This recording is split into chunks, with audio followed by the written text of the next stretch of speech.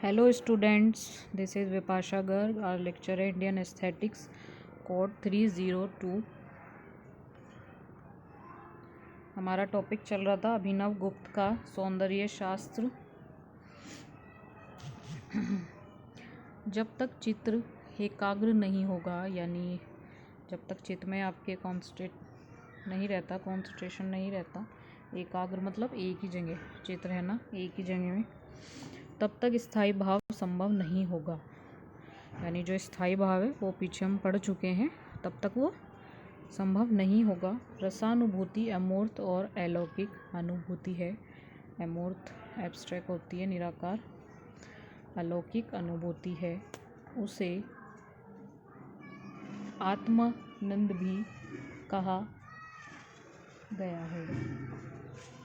इस दिव्य रसानुभूति के लिए रसिक को बाहरी बंधनों अवरोधों से मुक्त होना होगा।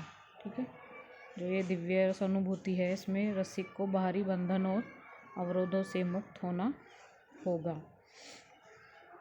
सकारात्मक रूप में रसानुभूति आनंद है, जो व्यक्ति कला वस्तु के संपर्क से उपभोग करता है। सकारात्मक रूप यानी पॉजिटिव में रसानुभूति आनंद है, जो व्यक्ति कला वस्तु के संपर्क से, यानी किसी व्यक्ति के संपर्क से कला वस्तु के उससे उपभोग करता है।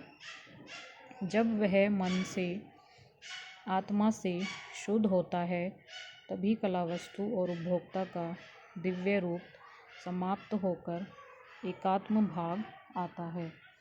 यही रसानुभूति है। यानी जब वह मन से आत्मा से शुद्ध होता है, तभी कला वस्तु और उपभोक्ता का दिव्य रूप समाप्त होकर एकात्म भाव आता है। यही रसानुभूति है। अभिनव गुप्त ने रस चूर्णा का मत दिया। यह रसोपभोग ही है। यह रसोपभोग तब प्राप्त होता है जब आत्म पूरी तरह कला में लीन हो जाए। इसी कारण करुण भी आनंद उत्पन्न करता है।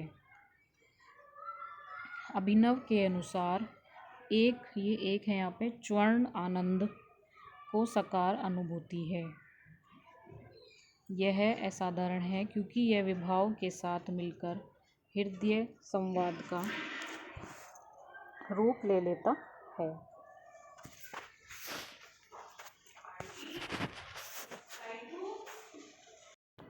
अभिनव गुप्त के अनुसार पाठक यानी श्रोता को पाठक कहा गया है, के मन में संस्कारों के रूप में स्थायी भाव जैसे रति और घृणा, स्थायी भाव हमने पढ़ लिए थे, रति और घृणा आदि सदैव वर्तमान में रहते हैं। यानी अभिनव गुप्त के अनुसार इन्होंने पाठक यानी श्रोता को उसके मन के संस्कारों के रूप में स्थायी भाव जैसे रति घृणा ये सदैव वर्तमान रहते हैं। उनके ही विभाववादी संयोग से रसानुभूति होती है। मतलब उनका जो विभाववादी संयोग होता है, उससे ही रसानुभूति होती है। उनके अनुसार काव्य नाटक आदि से भावों की निष्पत्ति नहीं होती। मतलब उनके अकॉर्डिंग काव्य नाटक आदि में भावों की निष्पत्ति नहीं होती। उनकी केवल अभिव्यक्ति होती है। भाव पहले से ही हृदय में वर्तमान है। यानी भाव जो होते हैं वो पहले से ही हृदय में रहते हैं। जैसे काव्य अभिनव गुप्त की दृष्टि में भावों को उत्तेजित करने का साधन मात्र है। यानी अभिनव गुप्त की दृष्टि में, उनकी नज़रों में भावों को उत्तेजित करने का साधन मात्र है। वह नए भावों की सृष्टि नहीं करता है ना। यानी भावों को उत्तेजित करने का साधन मात्र है, लेकिन वो नए भावों की सृष्टि नहीं करता। यानी जो भाव होते हैं उनको उत्तेजित करता है, वो उसका साधन मात्र है, लेकिन नए भावों की सृष्टि नहीं करता। अभिनव गुप्त के अनुसार कला वास्तविक जीवन की अनुकृति नहीं, बल्कि एक नई दृष्टि से उसे देखने का ढंग है। यानी अभिनव गुप्त के अकॉर्डिंग कला जो है वो वास्तविक जीवन की अनुकृति नहीं है। अनुकृति मीन्स कॉपी करना। ठीक है, कॉपी को ही अनुकृति बोलते हैं। तो अभिनव गुप्त के अकॉर्डिंग कला जो है वो वास्तविक जीवन की अनुकृति नहीं, बल्कि एक नई दृष्टि से उसे देखने का ढंग है।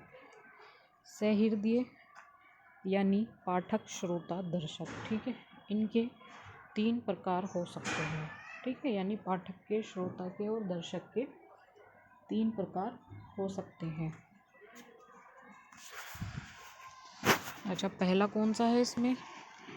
पहला है सांसारिक अनुभवों से, है ना।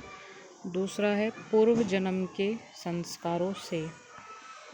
तीसरा है अभ्यास से, ठीक है। पहला सांसारिक अनुभव से, दूसरा पूर्व जन्म के संस्कारों से और तीसरा अभ्यास से। अब जिस व्यक्ति में ये गुण नहीं है, यानी ये तीनों गुण जो अभी जिनकी बात हो रही है, सांसारिक अनुभव जो संसार से लिया गया अनुभव होता है, पूर्व जन्म के संस्कार और अभ्यास से यानी प्रैक्टिस से, है ना। तो गुण की इन्हीं की बात हो रही है यहाँ पे कि जिस व्यक्ति में ये गुण नहीं है वे काव्यानंद लेने का अधिकारी नहीं है। यानी जिस भी व्यक्ति में ये गुण नहीं है वे काव्यानंद लेने के अधिकारी नहीं है। रस का आनंद अलौकिक है, ठीक है, वह ब्रह्मा के स्वाद का सहोदर है। मतलब रस का जो आनंद है वो अलौकिक है और जो वो ब्रह्मा के स्वाद का सहोदर है माना जाता है। भरत मुनि के बताए 8 रसों में उन्होंने 9वां रस शांत या वैराग्य भी जोड़ा।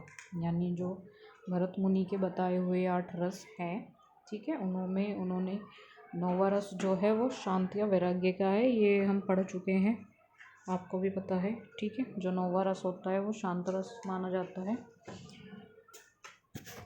शांत या वैराग्य जोड़ा है। इस रस को उन्होंने आधार माना, यानी जो ये रस है उसको इन्होंने आधार माना, क्योंकि शांति के बिना अन्य रसों का अनुभव नहीं हो सकता।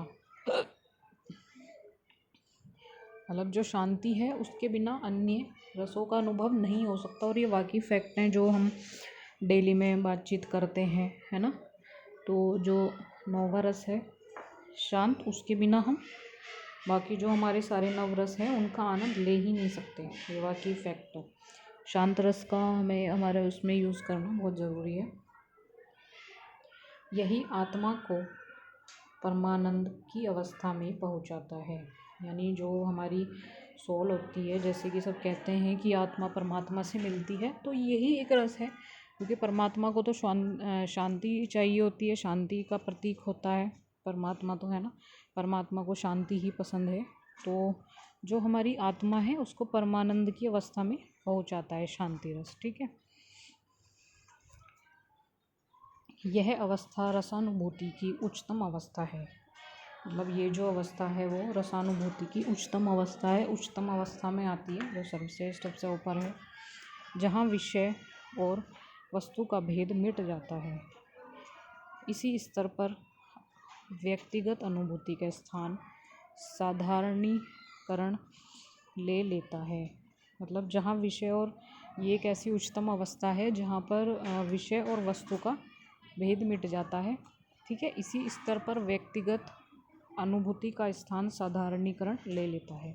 यानी ये जो स्तर है इसमें जो व्यक्तिगत यानी पर्सनल जो अनुभूति होती है उसका स्थान साधारणीकरण ले लेता है, ठीक है।